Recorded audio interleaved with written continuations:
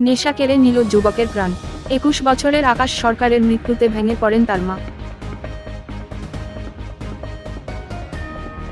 1 বছর যাবত নেশামুক্ত ওষুধ খাইতো পরে নরসিংহ হসপিটালে নিয়ে ভর্তি করছে। আর মা 1 মাস আগে ভর্তি করছে। পরে হে আয়া পড়ছে হসপিটাল থেকে। হেরে কইছে আর মা থাকতো, হে কয়ার নাম বাইর জম গা আমি ভালো হয়ে গেছি গে। তবে হের মা হসপিটালে নিয়ে বাকি দেখাই আনতো ওষুধ খাইতো। মারা যাওয়ার আগের দিন নিয়ে নিজে নিজে ওষুধ আনছে বালাওয়ানের লেগে। অনেক ইটির সাথে সাথে ইটিও খা নিয়ে আমি তো কইতে পারি না, হে তো কোনা কেউ রে লুকাই লুকায় খা। আর বালাওয়ানের লেগে আমি তাড়াতাড়ি ভালো হয়ে যাম গা, বেশি বেশি ওষুধ খায় বালাওয়ানের ওষুধ আর কি। অনেকই সঙ্গে সঙ্গে কি মানে নেশার বড়ি খানি আমরা তো দেখি না।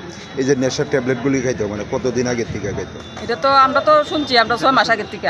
আর এর আগের টিবিলে লুকাই লুকাই আরো 3-4 বছর আগের টিবিলে খায়। আমরা জানি আর যে বর্ষখানি হয়েছে। আপনারা বাধা দিচ্ছেন? বাধা দিছি, আমরা এর গরবাট করে রাখছি।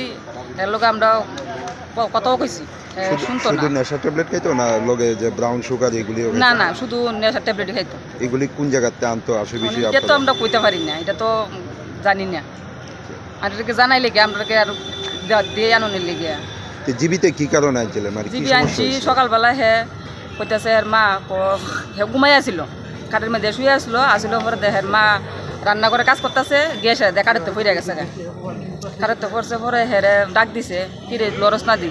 এরপরে আমার মামারে গিয়া ছোটো মামারে ডাক দিছে, সদা হসপিটালে লিয়ে আইছে।